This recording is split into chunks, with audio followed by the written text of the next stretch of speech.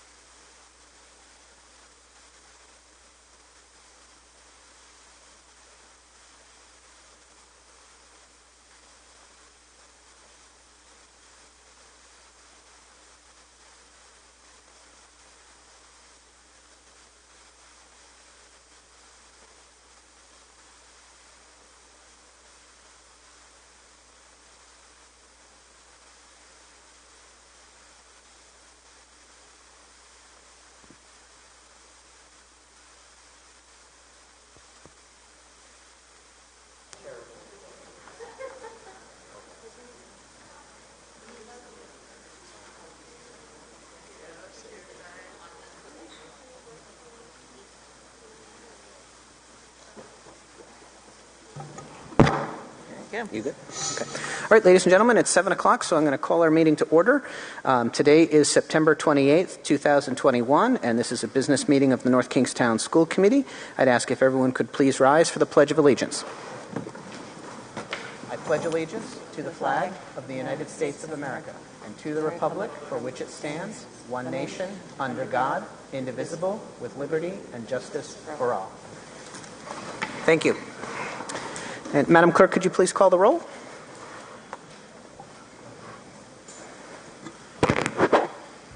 Greg Glassbalk. Here. Lisa Hildebrand. Here. Jennifer Hoskins. Here. Jennifer Lima. Jake Mather. Here. Sally Schott. Here. Brooke Thompson. Gabriel Anthony. Thank you. And if you could call the calendar, please. Tuesday, October 12, 2021, School Committee Business Meeting. Tuesday, October 26, 2021, School Committee Business Meeting. Thank you. So the next item on our agenda is a really nice one. So we have a presentation recognitions, which is an announcement of the blue ribbon for the North Kingstown High School. So, Dr. G, do you want to talk Sure. first? I know Dr. Morse is here, and we'll talk a little bit about this very prestigious award, and I will follow up on her. And I want to thank Mr. Anderson and Ms. Finkelstein for being here as well. Good evening. So, a little bit of the history about the National Blue Ribbon School Program. It was actually created in 1982 by the Secretary of Education under Ronald Reagan at the time. And the idea was to bring recognition to quality schools and to facilitate the information between and among the schools that have best practices. So it's been around for that long. The award categories are for exemplary high-performing schools and for schools that are closing the gap. And North Kingstown was recognized under the exemplary high-performing category. The nomination process. So in order to become a National Blue Ribbon School, you have to be nominated by the Chief State School Officer of your state, which for us is the Commissioner of Schools. So we were nominated by her, and then there's an extensive application process that follows. We had to fill out many, many pages of information about our school, including our statistical data. We had to fill out information about our programming, how we support students, our curriculum.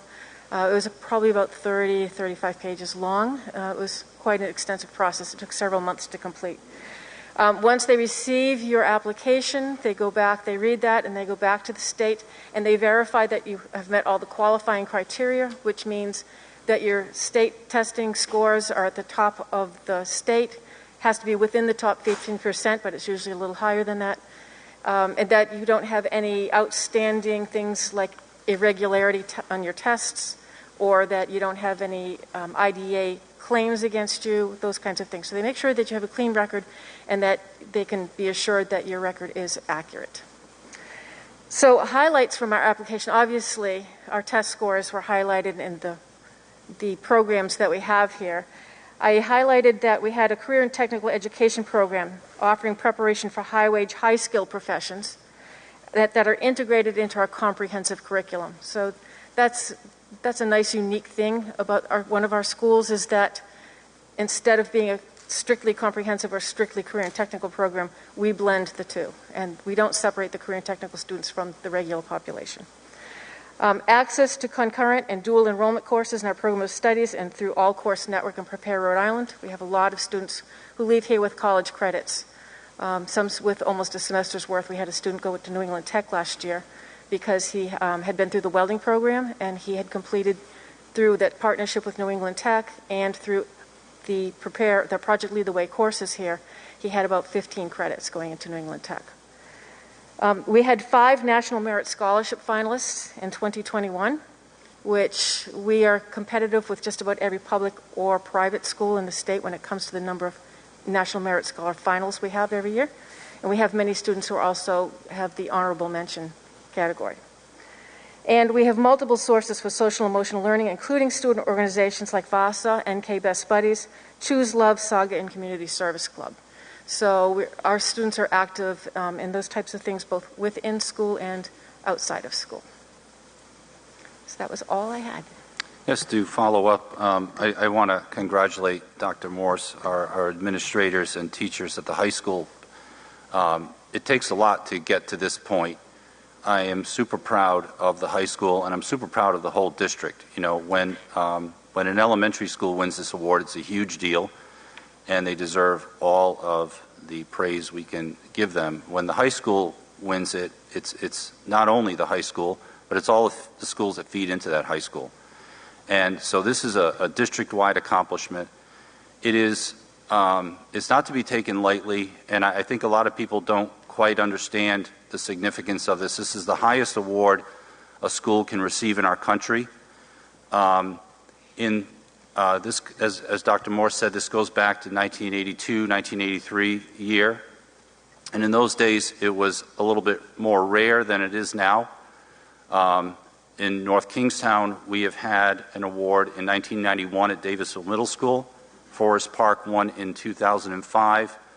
And then in around 2011, they kind of reorganized to make it so that Rhode Island would receive the recognition for 3 schools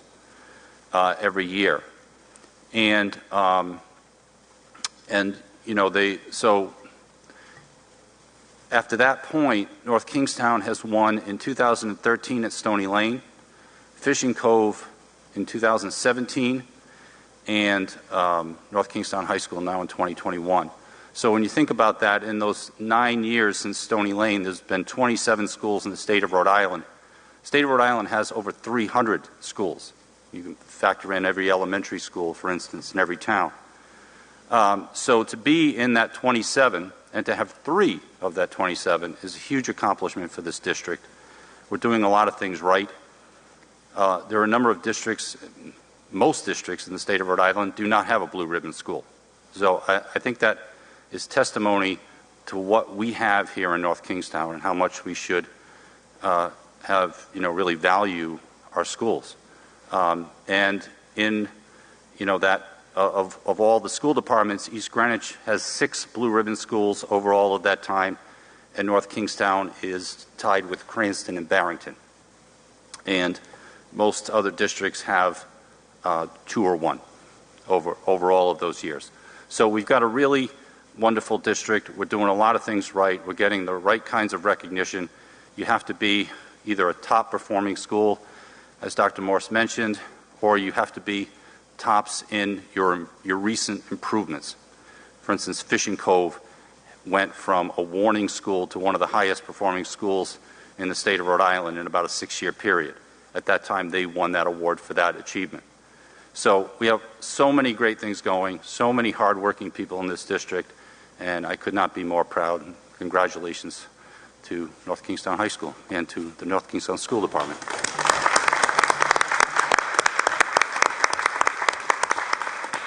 And I think I speak for each and every one of us, echoing what Dr. O'Shea said. I mean, it's a tremendous accomplishment. It speaks to every level of staff, from bottom to the top, and I mean elementary to the top, to teacher's aide, to the teachers, to the administration. Every single person that is involved in what we do here in North Kingstown is a part of that blue ribbon. And so I think each and every one of you who work in the district, really in any capacity, can look at this and see it as an accomplishment that you were all a part of. And I know that we're all very proud of it and happy to have a community that we have that supports education the way it does, that gives us the resources to make these kinds of things happen. So we'll take the recognition when it comes and keep up doing the good work. Thank you to everybody. Thank you.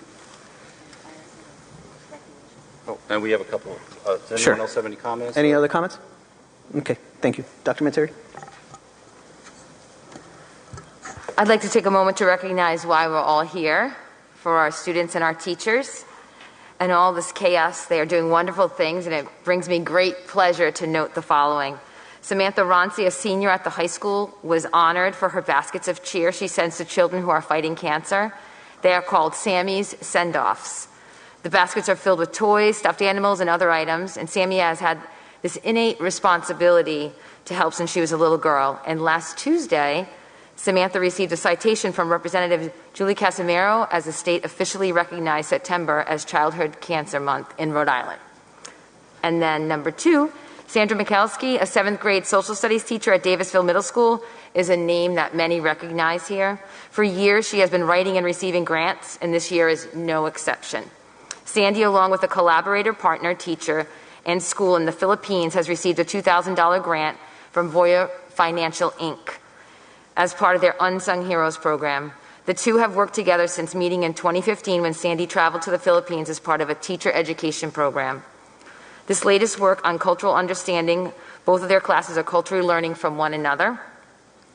And this year especially, I want to recognize Sandy and her students for their engagement and going above and beyond. And I'll end with a quote from her partner teacher in the Philippines, Mr. De Leon. "Collaboration has been a lifeline to many people, especially during this global crisis. The teamwork Sandy and I have has been helping our students become global citizens. My students learn from students who live at the other side of the globe, and collaboration helps them shape a better understanding of humanity." Thank you. Thank you. Okay, anything else? If not, we'll move on to citizens' comments. If I could get the sign-up list. If you didn't sign up, if you could please do so. And just a quick reminder of Just general guidelines, we do ask if you could please state your name and address for the record, and if you could please limit your comments to 3 minutes. As always, I just have a timer here to help you out there. If it flashes red and then shuts off, it means the 3 minutes have expired, and I'd ask you to please wrap up. So, first on the list, I have Matthew McCoy. Good evening. I'm Matthew McCoy. I live at 381 Potter Road, North Kingstown. So the first thing I'd like to say is congratulations to the North Kingstown School Department on winning the Blue Ribbon Award. I think that speaks volumes about the school district and the school in general. Over the past several school committee meetings, I've heard a lot of critics talk about the school and how it's not doing well. And I'd just like to quickly read one of the comments by the Education Secretary.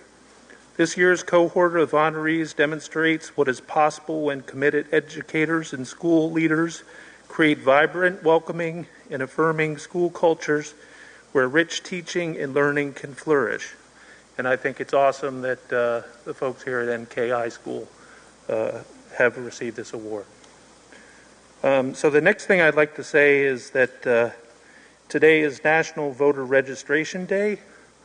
Your high school seniors are the next generation of voters, and I would encourage students such as on the stage and people like Izzy Montini who have been coming to these meetings to get out the vote and get everyone registered to vote, because as we can see from local events, it's important to be involved and be voting.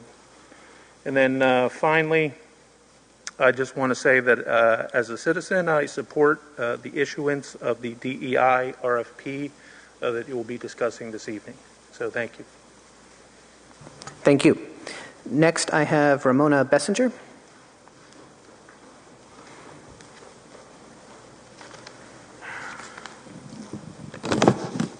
Hello, my name is Ramona Bessinger. I live at 437 Davitt Avenue in Jamestown, Rhode Island. It's very nice that you're all up here patting yourselves on the back for the Blue Ribbon Award and for all the other accolades and rewards. But you know what? There are parents who are really angry right now. And even though we might be the most vocal here, there are a lot that are concerned around the country and in this state. And while you get accolades from Angelica Infante Green for being an outstanding school system, my question to all of you up there, if it's so outstanding, why do you have all these committees to want to try to change the school, the curriculum? I'm curious about that. You know what I think? I think it's all a big lie. And I think it's about time that you admitted and talked to the people in Jamestown and at NK and were honest, had an honest dialogue about what is really happening in schools. Okay? The curriculum in my son's 10th grade American Lit class is awful. It is disgusting. I taught American Lit for 15 years, so you're not pulling the wool over my eyes. When I taught American Lit, we taught American literature, and we taught it in relation to history, and we taught all the greatest American writers that there are. Now, what we have is a race-based curriculum. We have only race literature, starting with the Diary of a Part-Time Indian, which is disgusting. Maybe it's appropriate for university-level kids. It's filled with pornography. It's filled with race-based indoctrination, and you can have a laugh all you want, and you can look, get the look on your face, how disgusted you all are. But you know what? We are the stakeholders here. We are concerned, and our concerns are going unmet. They're going ignored. We have been insulted by Jen Lima. We have been called names, and this has got to stop. You need to take a good hard look at what is going on. You need to be honest with everybody in NK and tell them the truth. The curriculum is entirely race-based. It is completely racialized. It is white-shaming. It is divisive. It is dividing children by the color of their skin. And that is why Angelica Infante Green gave you all the accolades, because you're advancing her agenda. So I'd like you, if possible, to speak to my concerns. Why is the curriculum all racialized? Why is it entirely race-based? Anyone? So citizens' comments are your opportunity to speak to us. We're happy to hear anything that you have to say for your 3 minutes, and you're welcome to speak about anything you'd like. Okay, well, we'll just have a moment of silence then. Okay. Okay?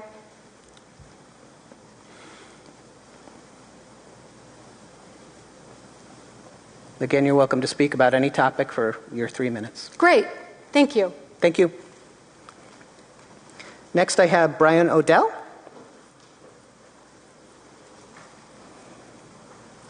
Brian Odell, 152 Salisbury Avenue. What is going on around here? While at the North Kingstown Town Library with my granddaughter, I noticed a book called Genderqueer in the children's section. It is noteworthy because I had heard about a mom in Texas who complained to her school board about this book being in her child's elementary school. Why was she complaining? Apparently this book includes blatant pedophilia, including explicit language about a 4th grade boy performing oral sex on an adult male. Here's the book, and here's the picture. Blatant. This is in our own town library. I was just surprised to learn that, because someone just handed me this is in the library here at the high school as well. So what about the content in other books here in North Kingstown? What about the book called Stamped being utilized in the high school? What might residents find about Stamped that might be objectionable? This is what an independent historian says about this Jason Reynolds and Ibram Kendi book. Along with gross errors, this book includes a myriad of instances where the authors simply gloss over historical reality to suit their agenda. First of all, Kendi suggests that noted civil rights leaders such as Frederick Douglass, Booker T. Washington, and Martin Luther King Jr. are all some version of racist and should be discounted. Instead, a hero in the book is Angela Davis, a black activist who came to prominence in the 1960s as a leader of the Communist Party in the U.S. and radical Black Panther Party. She also made the FBI's 10 most wanted list, earning that distinction as a fugitive wanted on murder and kidnapping charges, stemming from her role in a notorious attack on a courtroom in California. Other historians have reported that Davis was also an over-the-top apologist for every brutal action taken by Russia. Her attitude toward Soviet Jewish dissidents fighting for religious and cultural freedom, for example, was worse than dismissive. She was and remains an anti-Semite, and it's rather difficult to see how a racist against Jews can be an anti-racist heroine, as suggested by Reynolds and Kendi in this book. The historian who reviewed the book also said it's interesting to note that every one of Kendi's modern heroes, Davis, Malcolm X, Jeremiah Wright, Stokely Carmichael, has a history of anti-Semitism. This book is not accurate historically or appropriate in our schools, nor is this one. What is going on around here? Thank you. I apologize, my light's on the fritz again, but I'll run a timer. Next is Suzanna Tingley.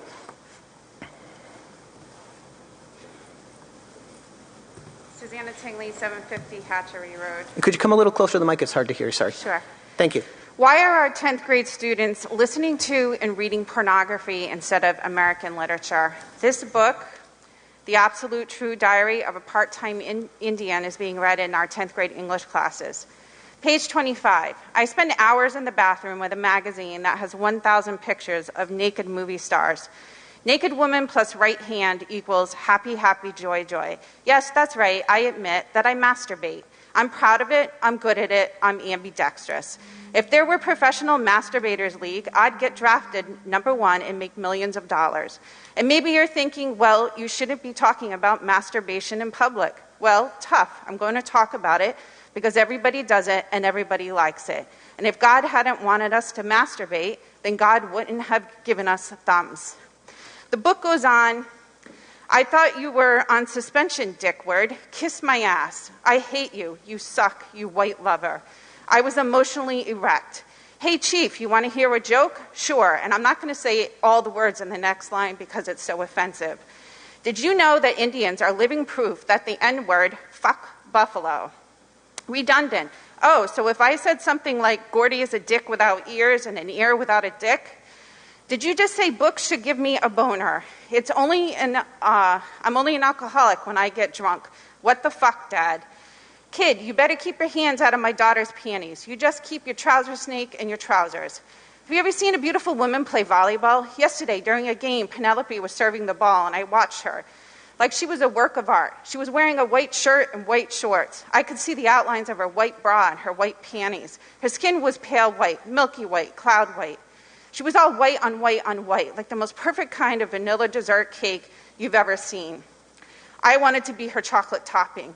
I just wanted to watch the sweaty Penelope. I wished I was the ball. Her leg muscles were stretched and taut. I almost fainted when she served, using all of that twisting and flexing and concentration. Absolutely gorgeous. White girls are privileged. They're damsels in distress. Grief, when you feel so helpless that you think nothing will ever be right again and you can't even jerk off. Yep, I had a big erection when I learned of my sister's death. I love that tree. That's because you're a tree fag. I'm not a tree fag. Then how come you like to stick your dick into knot holes? I stick my dick in the girl trees.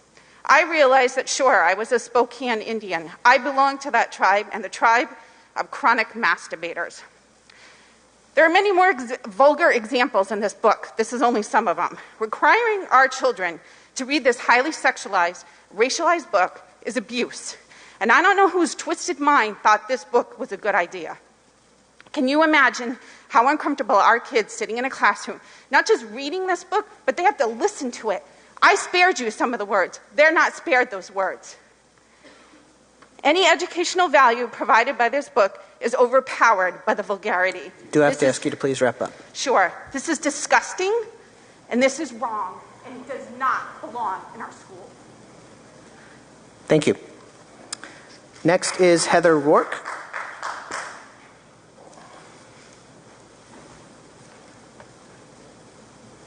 Good evening. Heather Rourke, 77 Fairfield Drive. Our community is being told that North Kingstown schools are not teaching and promoting CRT. This is a lie. Kimberly Crenshaw, who coined the term CRT, says it cannot be confined to a narrow definition, but is considered to be an evolving and malleable practice. CRT claims there is institutionalized racism that perpetuates a racial caste system, keeping people of color in the bottom tiers. This evolving and malleable practice of CRT inspired Ibram X. Kendi, who promotes anti-racism and anti-racist activism. He pushes the agenda of teaching our schools, teaching our children, we are all racist. No one is not racist. However, when the ideology criticizes and claims we are all racist, promoters of this focus on whiteness. Somehow white is now synonymous with evil and oppression. Kendi even acknowledges this hypocrisy he himself has been guilty of, racism. Yet he further claims on page 19 of How to Be an Anti-Racist that the only remedy to racist discrimination is anti-racist discrimination.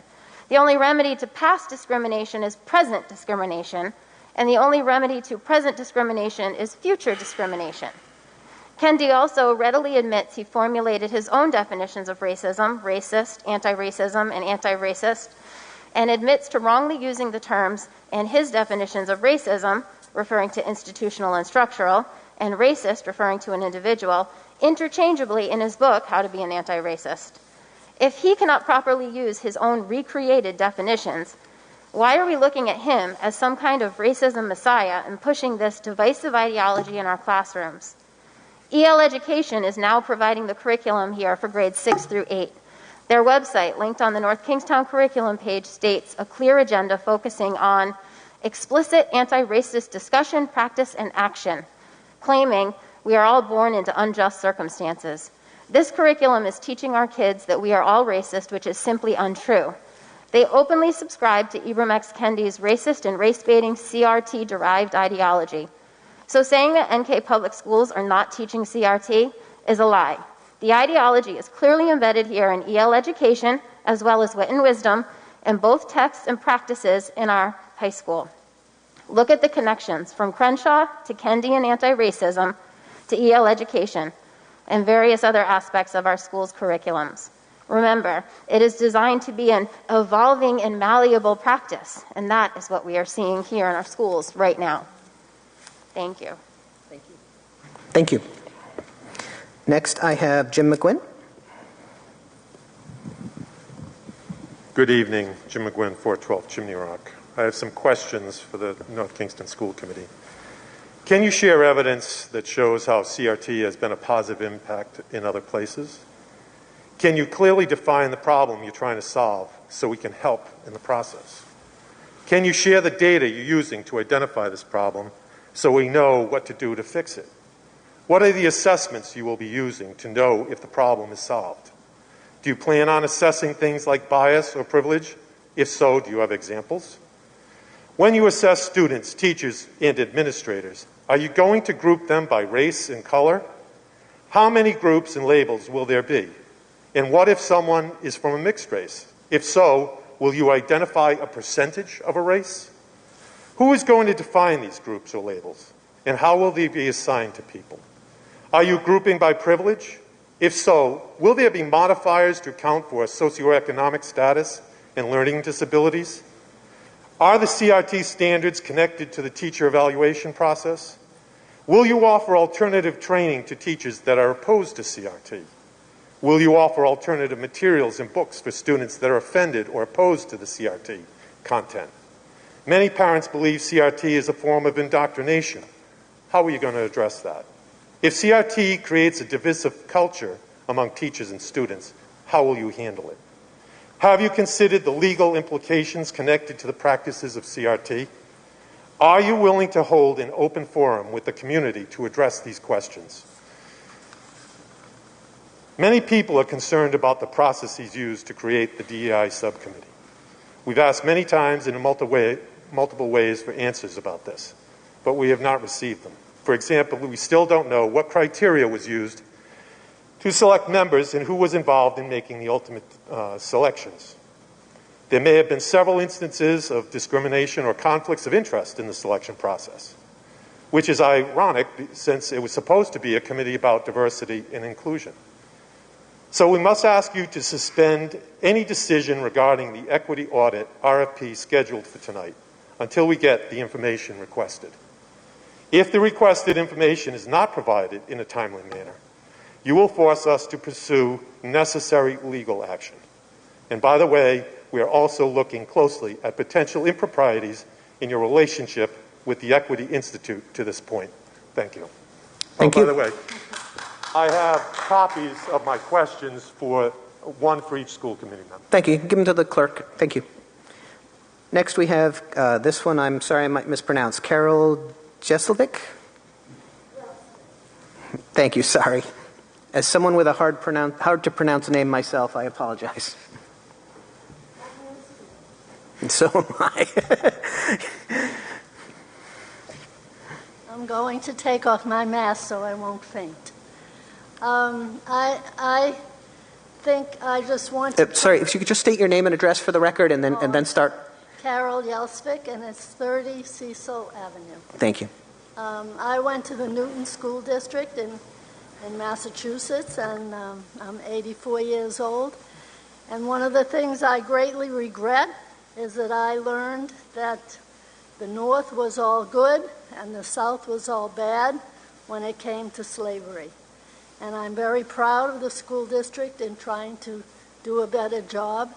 I think it's very important, and I'm very, very happy to be supportive of the school district that's working to tell the truth. Thank you. Next is Tracy Wilkinson.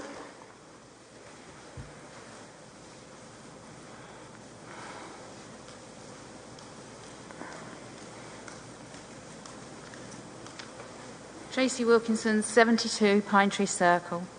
Over the past few months, we've heard many comments on the cost of the DEI initiatives and how limited resources could be better directed towards drug and vaping issues in our schools. Based on my interactions in PTO meetings and with admin within the district, I feel that some of the actions being taken to deal with substance abuse and mental health issues are not widely known about within the community, and I'd like to take this opportunity to highlight some of those actions. Support within the district. 1, the harmful effects of substance abuse are included in the health curriculum. 2, the school district provides an on-site student assistant counsellor for support to students struggling with addiction and substance abuse. 3, the North Kingstown School Department supports the North Kingstown Prevention Coalition, whose mission is to raise awareness and provide education. But that's not all. Within the school itself, at the high school, students are subject to bag searches, breathalyzers prior to entry to school events such as dances, proms, and senior week activity field trips. All student bathrooms here in the high school are fitted with vape detectors. These detectors are sensitive enough to identify the difference between a floral-flavoured vape and perfume. The hallways are fitted with CCTV. When somebody vapes in a bathroom, a report is generated which is emailed by the system to the building admin. This report includes the time and location of vaping incidents. The CCTV from the hallways can then be used to identify who was physically present in the bathrooms at that time and appropriate action taken for those students. But tackling substance abuse isn't one-sided. Parents and students also need to commit to help. As an example, for students at the high school, we support VASA, the Varsity Athletes Against Substance Abuse. Dr. Morse referred to it earlier. And the PTSO here at the high school has supported many initiatives over the years by hosting community, social, emotional learning events, such as March 2016, a discussion on ENDS, vaping and marijuana, including information from the then US Attorney for Rhode Island, Peter Nerona. January 2017, Screenagers, Growing Up in the Digital Age. February 2017, Chasing the Dragon, The Life of an Opiate Addict, a documentary from the FBI and DEA on the dangers of addiction. March 2017, Suicide Prevention, facilitated by a member of the Rhode Island Student Assistance Services. March 2019, Suicide, The Ripple Effect, a documentary about Kevin Hines who survived a suicide attempt. March 2020, Screenagers, The Next Generation. Since the pandemic, I know of other efforts that have been made, especially regarding mental health. When the value of spending on DEI initiatives is questioned and suggestions made to use funding on substance abuse programs, the hard work we as a community seems to be ignored, and I feel that it should be acknowledged. I fully support the proposal to approve an RFP I do have to ask you to please wrap up. To an equity audit. It is not until we know where we are that we can make moves towards where we want to be. And other than the initial outlay, I fail to see a downside about knowing what we are doing well and where we can make improvements. Thank you. Thank you. Next is Peter Cornelian.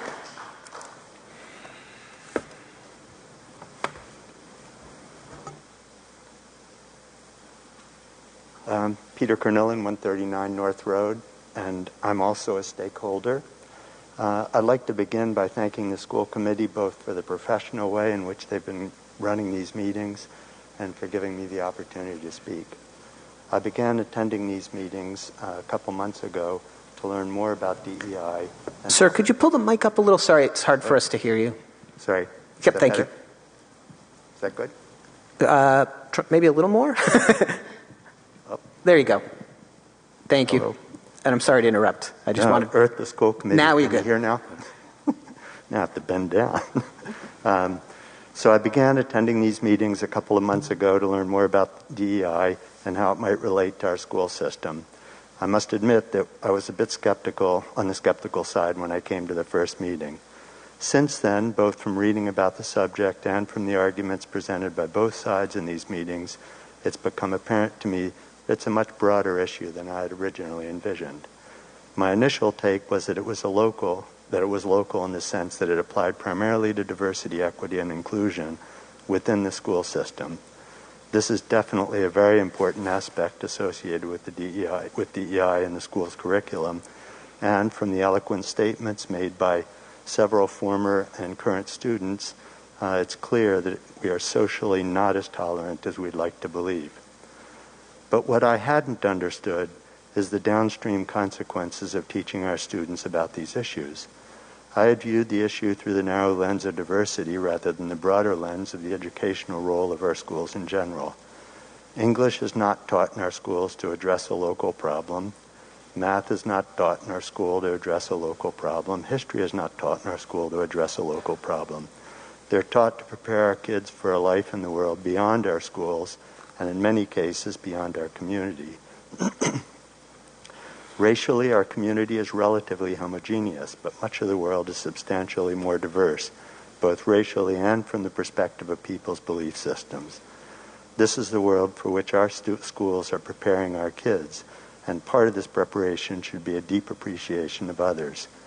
My sense is that this is in part what DEI is about, and I laud our school system for recognizing this and fighting to make it part of the curriculum.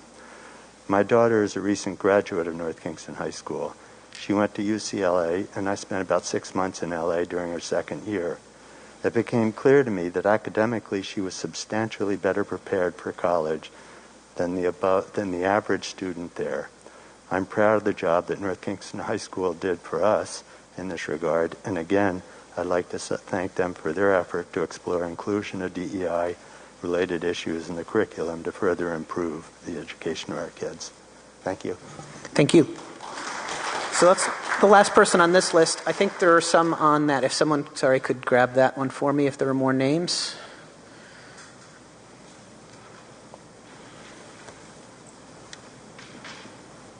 Thank you.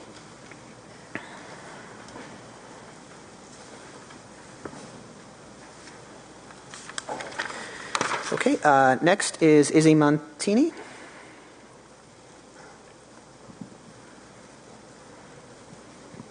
Hi, my name is Izzy Montini. For those of you who don't know me, I'm a senior at North Kingstown High School. First of all, I would just kind of like to address the hostility being presented at tonight's meeting. I really don't think bullying or harassing is the right way to go about disagreements and will not prompt positive change or productive discussion.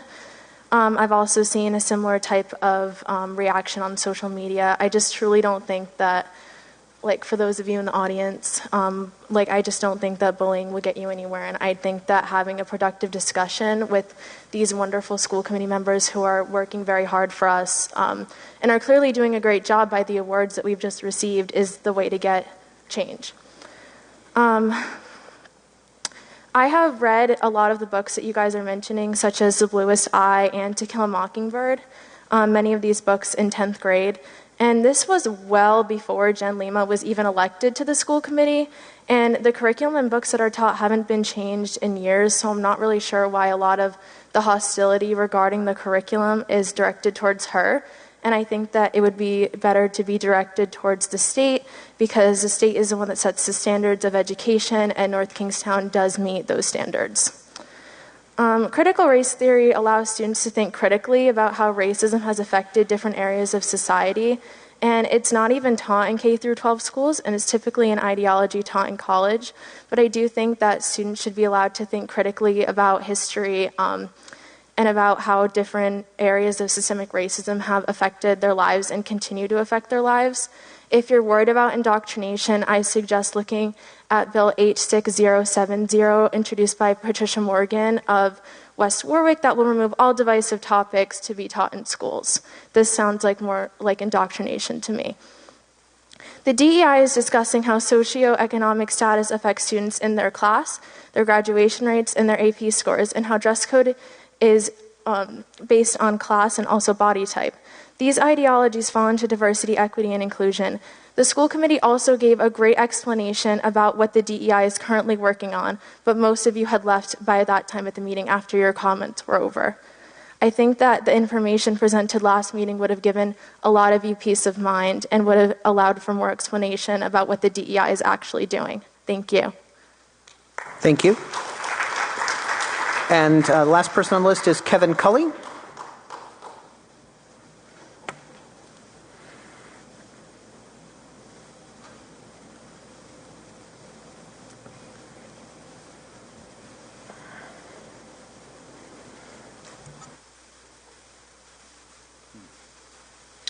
My name's Kevin Culley. I'm at 118 Solga Avenue.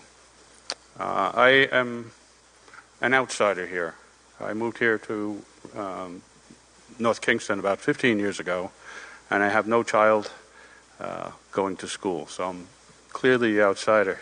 But I'm concerned about education in general. When I first heard of this issue, this is the very first time I've been in one of these meetings. I've heard this issue outside by people who were pushing against the DEI proposals and subcommittee. And I became concerned. I wanted to know why there would be pushback. It sounds like a very good idea. And then I heard of critical race theory. And when I looked at DEI, I didn't see anything that seemed to be critical race theory, yet some people seem to use that as a derogative. And I'm concerned. Are you actually telling people what you're doing and explaining it? Clearly, some people did not get a proper explanation. They seem to have a completely different view on this. I'll leave that aside for a minute. The first few people who spoke were speaking of some of the literature that's being brought to the school children here. And I listened to some of that you had just listened to, and I was a little bit surprised. Okay, I'm a long way from being a high school student, but I never had anything like that in front of me when I was 14 or 15 years old. I think some explanation is appropriate. All right, there's a lot of literature out there that doesn't need to be so explicit and still raise our children to be proper adults. They're going to learn all that other stuff anyway. What else would I like to say? I do applaud the idea of the DEI. I just feel that because of this pushback, I don't think it's being explained very well. All right? And I think it's your job to get that explanation out. Otherwise, you're going to have this constant pushback. All right? I thank you for your time.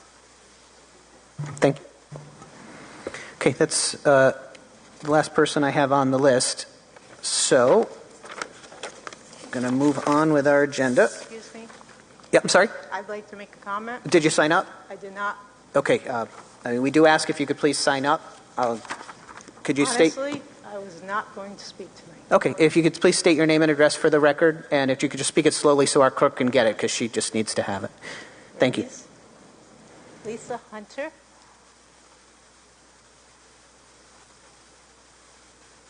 '88 Woodhaven Road.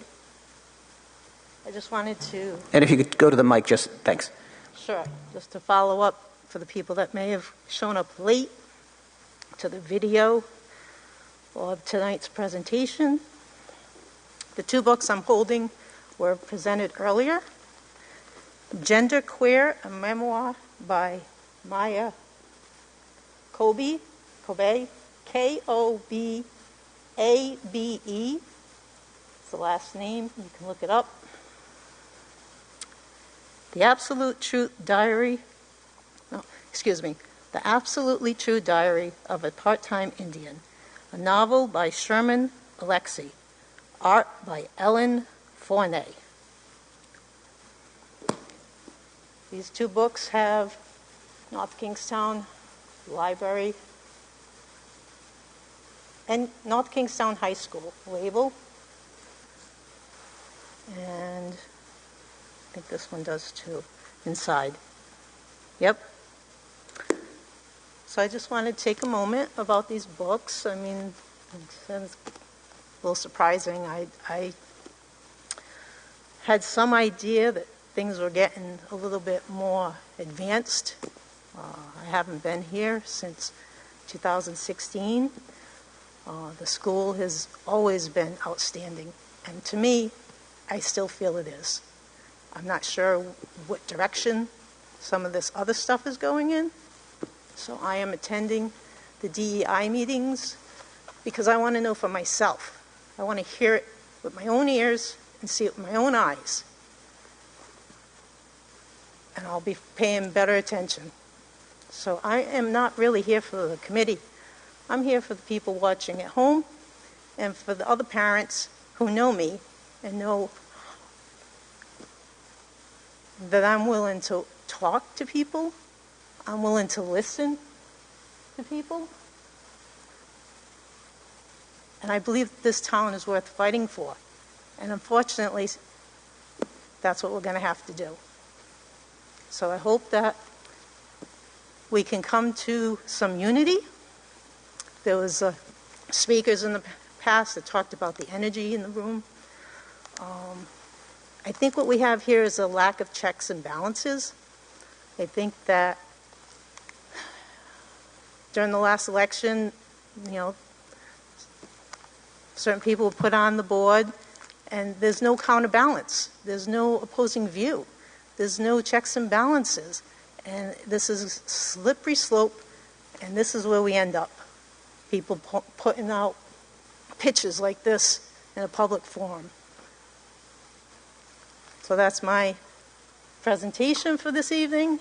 I hope that people can, especially the parents, can start coming to the PTSO meetings. The school is worth fighting for. Our kids are worth it. We're all on the same motive. We all want the best for our kids. I don't know that this is the best for my kid. Thank you for your time. Thank you. Okay, so having reached the end of the list, we're going to move on with our agenda. Next item would be Superintendent's Reports. So Dr. Ajay. Thank you, Mr. Blasball. Be brief tonight. I just want people to know, we're looking at the situation in terms of the pandemic. I want to urge people, if you are not vaccinated yet, please do so. We're definitely seeing a difference in the results of students who need to quarantine and positive cases when you think of the high school, which about 3 out of every 4 students right now is vaccinated, whereas the elementary schools where no one is vaccinated. So there are a number of cases around the district. The worst situation that we've encountered so far is at Wickford Middle School in the 6th grade. We had a situation there that after noticing 4 cases occur on a Friday, that we had the class go to distance learning for the week. In subsequent days, that came to be about 20 students at Wickford Middle School. Now, we don't know if those students caught this from one another. There's no evidence that this comes from, say, one bus or one particular classroom. And in a lot of cases where the school department may be doing a lot to have people wear masks and sit apart from one another, we don't know what's happening, say, at home, if there are sleepovers going on, if they're, hanging out with friends after school, that kind of thing. So it's probably a combination of a lot of things. And for that particular class, we went to distance learning for the week. We're getting used to that over the, last year and a half, so that was able to work out. Unfortunately, when there's a positive case, it's also many more students who need to quarantine because of close contacts. So we're in discussions right now. We're working on the best plans that we can come up with to address the needs of those students if they're home.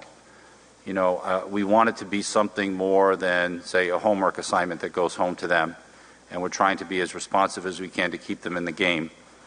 I think that, I know that as time goes on, this is going to get better, because around Halloween, they're telling us elementary school age kids will start to be able to be vaccinated. And so there is a light at the end of this tunnel, but there are several weeks ahead of us where we don't have those conditions too. So we're working on finding some solutions to making sure that everyone, particularly someone who has to quarantine for 5 days away from school, can be stay in the game, can be kept engaged, and hopefully we'll have some good news about the types of things that are going on to address that in the days ahead.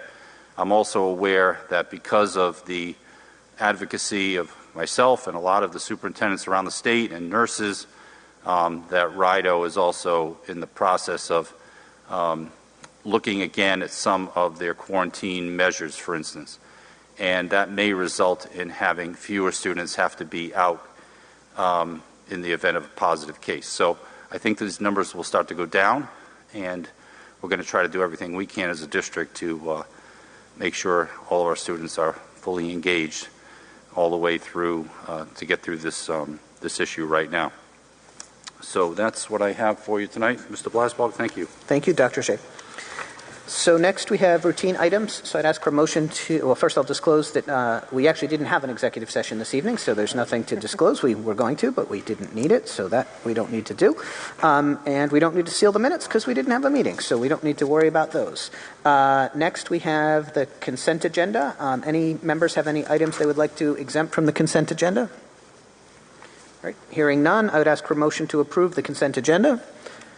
I have a motion from Ms. Lima. Second. A second from Ms. Hildebrand. Any discussion? All those in favor? Aye. Any opposed? Hearing none, consent agenda passes unanimously. Next, we have the school committee approval of the district school crisis plans. If I can get a motion to approve. I have a motion from Ms. Lima. Do I have a second? A second from Ms. Hoskins. Just to quick, I'm talking sideways. Let me try that again. To make a quick note to the public, there are a number of items that we are allowed to speak of in executive session, and items that are not subject to public disclosure. This is one of them. We do a reevaluation of what the school department's crisis plans are in the event of all types of emergencies, from the simple ones to some of the ones that no one wants to think about. Those plans are not subject to APRA or the public for very obvious reasons, because we don't want people to know where people are going to go if A or B happens. But they are reevaluated by the school committee and school department every year, and that's what this approval is about. So I just wanted to point that out because it's an important item, but yet one that members of the public wouldn't necessarily understand what we're doing, but it's worth noting. So with a motion and a second, I'd ask all those in favor. Aye. Any opposed? That passes unanimously, and I can tell you they are very detailed. Thank you. And thank you guys for the work on that. There's a lot that goes into that, I know, and when I look at them every year, I'm always impressed on just how much detail and how well things are kept up to date, and phone numbers of people get updated. It's really great. It's a team effort at all the schools, and including our fire department, our police department. They're all, advising us on this, so thanks to them, too. Okay. So next, we had voted at our last meeting to add an additional school committee member to the DEI subcommittee, and due to just a change in the way we worded it, we needed to wait until this meeting to make that appointment. So I'd ask who wants to volunteer to be the additional member on the DEI subcommittee. Ms. Lima, you're already there, so it would have to be someone else. Okay, Mr. Mather, you would like to do that. I'd make a motion that we appoint Mr. Mather to be the additional subcommittee member. Second. I have a second from Ms. Hildebrand. Any discussion on that? No? Okay. All right. Thank you very much. All those in favor? Aye. Any opposed? It passes unanimously. And next, the school committee approval of an RFP for the DEI assessment. So for discussion, I need to have a motion to approve this item. So moved. Motion from Ms. Hildebrand. Do I have a second? A second from Ms. Lima. So anyone want to start discussion? I can Dr. introduce the Sure. document. So this is a document that I helped to organize with the DEI subcommittee, and it is an assessment to be done by an outside agency to ask questions and to give us an outsider's perspective on the areas that we have identified that we would like to address in the DEI charge. So issues around diversity, equity, and inclusion, and it's put together in a number of phases, which is a nice thing. You can kind of see from anyone who wants to bid. Kind of an itemized a la carte version of, here are the types of things that we can do, and this is how much it would cost, and this is what's included to address any one of the particular, I think there were about 9 areas that it's divided up on. And so the DEI committee could then make some suggestions to the school committee about what they would like to address, and then the school committee could also have that freedom to say, either we, choose one bid over another, or even parts of bids where they say, well, we like this, but we like, just doing this piece of it for now and seeing how that goes. So it gives everybody a lot of freedom in that regard. And I don't know if Dr. Miassiri or Slima, if you have any comments along the... Okay. Anyone have any discussion on it any further? So I'll just say my piece on this. I have no opposition to a request for proposals. Now, whether or not I will ultimately support awarding a bid, it depends entirely on the proposals. I can tell you that, and I'll be frank, that I've seen some numbers floating out there, frankly, some of them in social media and throughout town that I wouldn't be able to support. And I don't know what they're going to say, and I don't know who the winning bidder or recommended bidder is going to be. I don't have a problem, though, putting the question out there to find out, what we'd be looking at to doing all of this. So that's where I stand. I just wanted to put that out there. I don't know if anyone else wants to speak. Yep. This might be Enough. Clarification question. I wonder if somebody, I'm not sure who, maybe Mrs. King can speak to, just for transparency's sake, how the RFP will be shared with the public, and also maybe like a timeline or a time frame of when you are thinking this will become active. So the reason why on here there are no dates is exactly that. We didn't know if it was going to be approved tonight. We wanted to make sure that we had your input if you wanted there to be any changes. So what we'll do is I will add in here the due date. It's probably going to be about 5 or 6 weeks out from when we get it posted. So I can probably get this posted. We would post it in the Providence Journal, and we would put it on our website. I can probably get that done for this weekend's edition. We'll race to get that done. But we want to give the respondents plenty of time because I'm going to assume that they are very lengthy descriptions and proposals that are going to be given to us. So the date that I will add here, 5 or 6 weeks out, is the date that I will open the proposals. It'll be a public opening like we have to do. I do it for most of our other for RFPs. Mr. Waterman opens some of his own, and Steve Tremblay, who's our facilities, open his. But I open most of the ones that are like this. And what we do is there is a rating sheet in this RFP so that the respondents understand how their proposals will be rated. They also understand that they could possibly be called forward for an interview by the DEI subcommittee or even by the school committee, at which point it's brought forward to you. But we post it in the paper, we put it on our website. What I'm not entirely sure of is I'm not entirely sure if there is a State of Rhode Island master purchasing agreement for this kind of a consultant. I can look that up. And if there is, I would recommend that we at least let those people, everybody on that MPA know, hey, this is out there, it's on our website, bid or don't bid. I do that often on a lot of my RFPs, so then that way you're assured of having a really good representative number of proposals from which to choose from. I think that the DEI subcommittee did a nice job on the phase-in approach. It's very clear what you want for each one of those phases, and you can choose from there based on pricing, based on qualifications, based on the end product that you think you're going to get on how you move forward. But you should give several weeks time to get the proposals back. The process, just so that you know, is when the proposals come in, they come into my office. They will be marked and timed because on here, not only will there be a date that those RFPs are due, there will be a time at which they're due, and nothing after that date and time will be accepted. We do not accept any of these proposals electronically. They all have to come in hard copy. I know it sounds a little archaic, but we don't accept anything electronically because we don't want to be in the position to say, I don't know what happened to your proposal, it didn't come through my email. So we do not accept anything like that. We don't accept anything via fax. Not that anybody uses a fax machine anymore, but it's actually a very controlled process. So if anybody has any questions on that as we go through it, I would like to work with Dr. Mansieri and Dr. Auger. I'm not entirely sure we can get it posted this week, but we will definitely have it posted next week. I'll throw an RFP number on it. I'll put some dates on it, and we'll go from there. It'll go on our website and anywhere else we need to post it. Does that answer your questions? Yes, absolutely. Okay, thank you. And I'll just point out, to anybody in the public who's curious, if you were to ever look, when you look at our agendas, there are 2 links that you can click on our website where we post these things. Not the Secretary of State.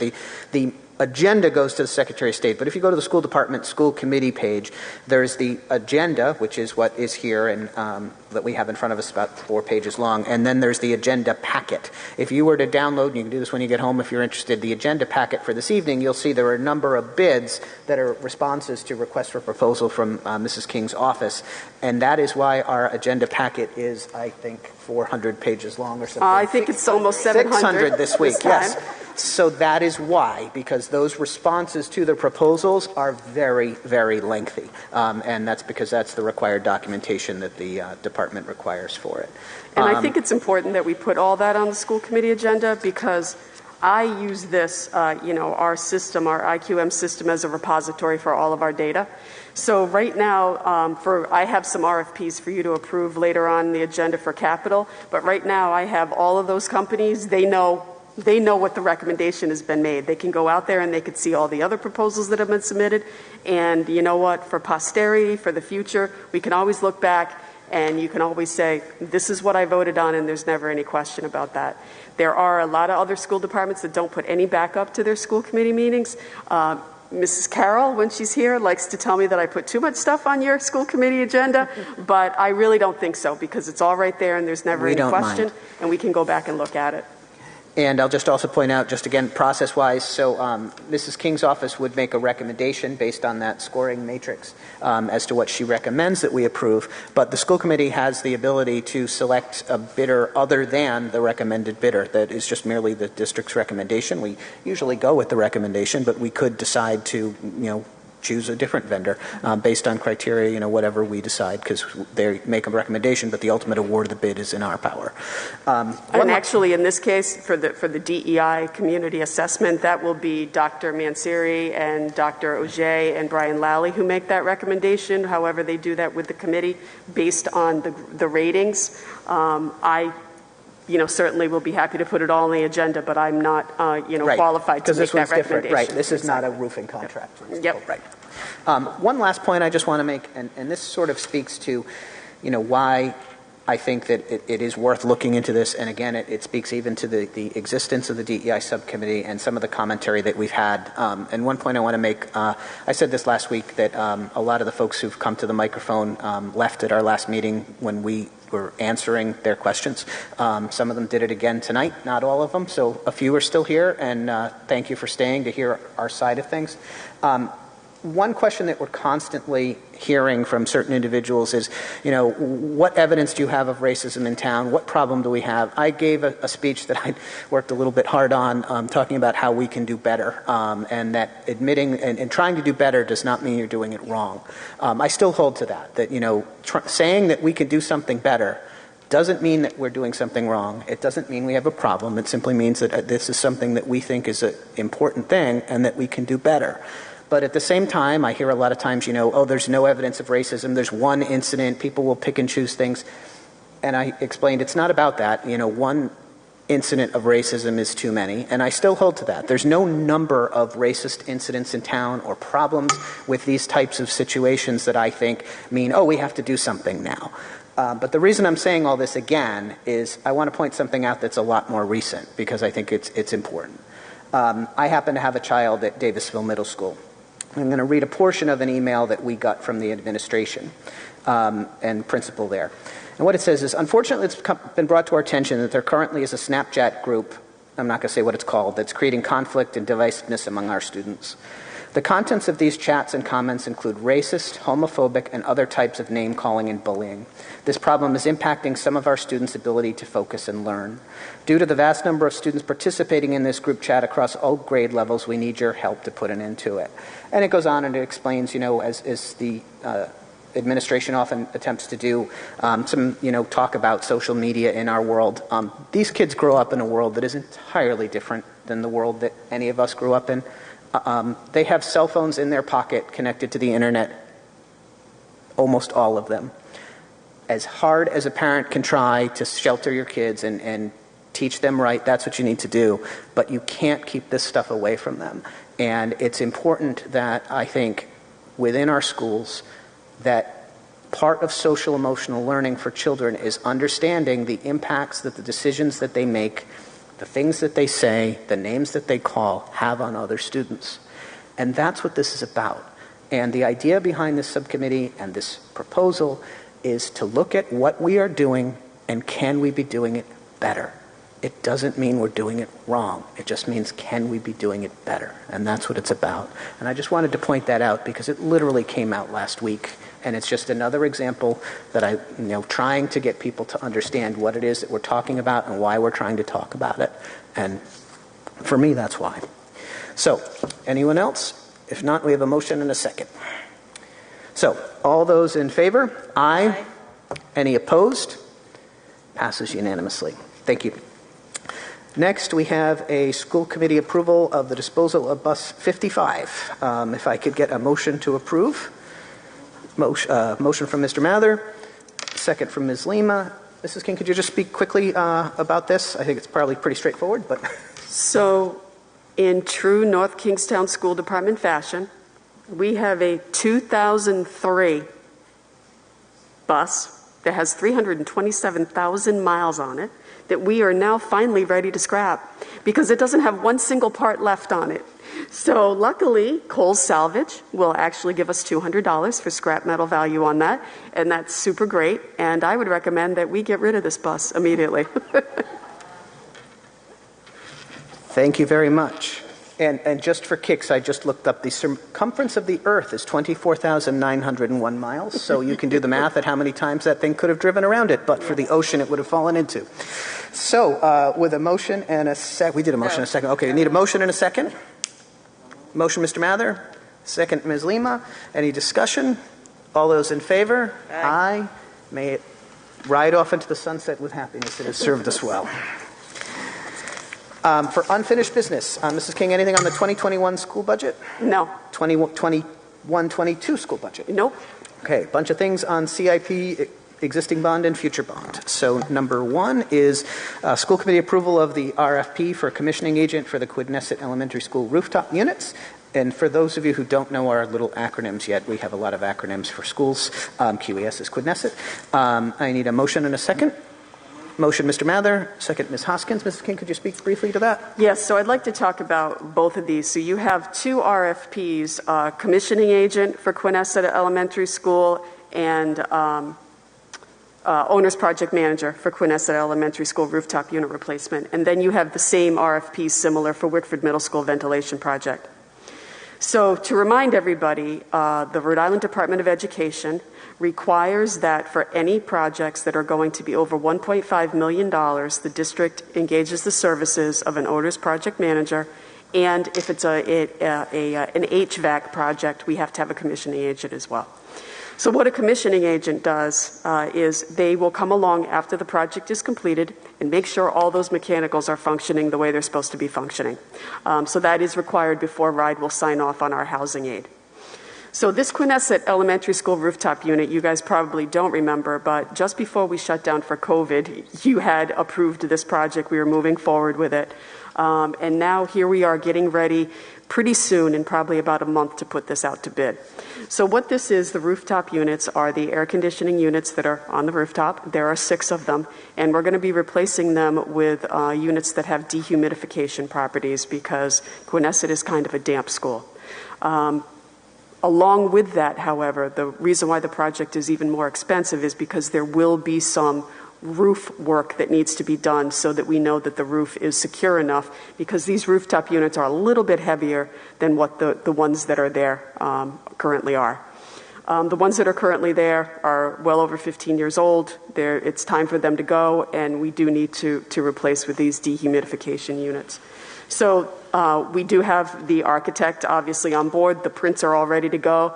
We really want to bid that project very early because we are being told that there's a 12-week lead time on ordering these materials.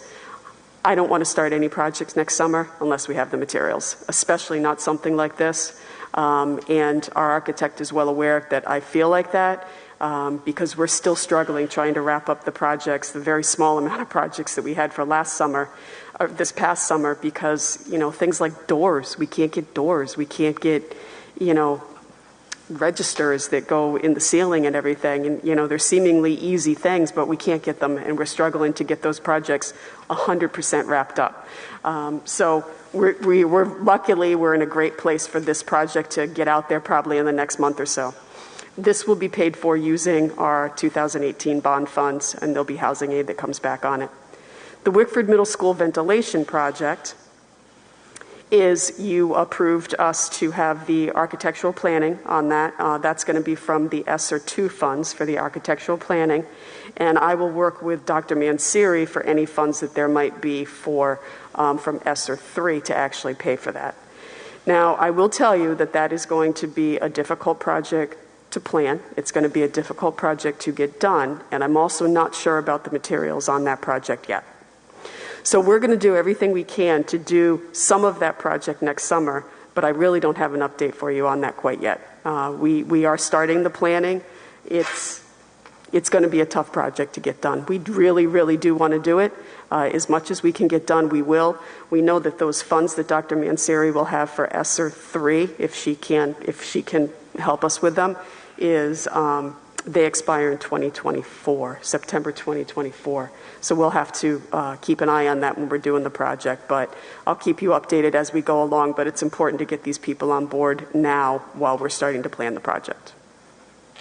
Thank you. And I'm just going to point out, just again for the public, and this is vastly oversimplifying the problem, but the supply issues throughout everything are wreaking havoc, whether it be construction projects or my funny anecdote I'll give you is 3 weeks ago we went to Dave's Market and there literally was a sign that says there is a global shortage of ice cream novelties, and the entire cabinet of popsicles and ice cream sandwiches was completely empty. So if we can't make ice cream sandwiches, apparently it's difficult to make HVAC systems as well. Exactly. So it's just a fixture of the world that we are currently living in. So we had a motion and a second to approve item C1. Any other questions? If not, all those in favor? Aye. Any opposed? That passes unanimously. And since Mrs. King went through all the others, I think we could go through them pretty quickly. If I could get a motion to approve item C2. I have a motion from Ms. Lima, second from Mr. Mather. Any discussion? All those in favor? Aye. Passes. Opposed? Passes unanimously. If I could have a motion to approve item C3. We should have done these all at once, but anyway. Yeah. Mr. Mather, motion. Second. Second from Ms. Hildebrand. Any discussion? All those in favor? Aye. Any opposed? Passes unanimously. And one more. Motion to approve item C4. I have a motion from Ms. Lima. Second. Second, Ms. Hildebrand. Any discussion? All those in favor? Aye. Any opposed? Passes unanimously. Okay. Phew. Thank you. Yes. And like I said, if I'd thought of it ahead of time, I would have done them all at once. But next we have new business. Dr. Ajay, if you want to speak to the district goals that you proposed. Yes, and if, as Mr. Blaswell mentioned, if you want to download the packet, somewhere really deep in that packet is this goals document. So every year, the school committee sets up their goals. It kind of coincides with our strategic plan, and at our next meeting we would come to present to you a finalized version of these goals and strategic plan at the same time. But this is kind of the direction that the school committee wants to set with me, as I'm the person who would be doing the implementing with my team, of course. So the goals that I have recommended, I don't think they're really a surprise to anyone. Some of these are continuations of things that we've been doing, but we of course need to keep our eye on district operations under COVID, and making all the adjustments that have been needed to be made. This is obviously a fluid item. I just spoke a little bit about this tonight, and this would be something that I'd be looking to, regularly update the community about and the school committee. The next is about district teaching and learning practices. It includes items like, fully implementing the Canvas LMS, continuing to improve our libraries across the district, continuing our district plans for implementation of high-quality curriculum. Dr. Mansieri has given several presentations about that. This work is ongoing. I'd like to increase options for advanced learning for elementary, middle, and high school students. We do a very good job, probably more so at the high school, with the advanced learning offerings. We offer just about every kind of AP program you can think of, for instance. But at the elementary and middle, we'd like to continue to look at that, see what kinds of ideas that we can come up with for kids who, and their parents who feel like, there could be some opportunity for advancement here. And ensuring the next phase of the district strategic technology plan is implemented. About 5 or 6 years ago, Mr. Waterman came in and started putting that together, and it has been a really great document in terms of, it's not something that simply sits on a shelf. Every season, Mr. Waterman comes before us and talks about, where we are. Technology is really a major infrastructure item in a school department. Think of all the Chromebooks, think of all the teaching aids, think of all the projectors and classroom items that teachers use to present information these days. And you can tell it is an enormous project. It's enormous just to keep the Wi-Fi going in all of these schools. So there's a lot to this, and it's important that we keep our eye on that. District infrastructure, we talked a little bit about that tonight, but this item is particular in terms of looking long-term. Where do we want to be 10 years, 20 years out? Wickford Middle School, for instance, is a very old building. It's from the 1930s. It's coming up on its 100th birthday. Do we fix it up?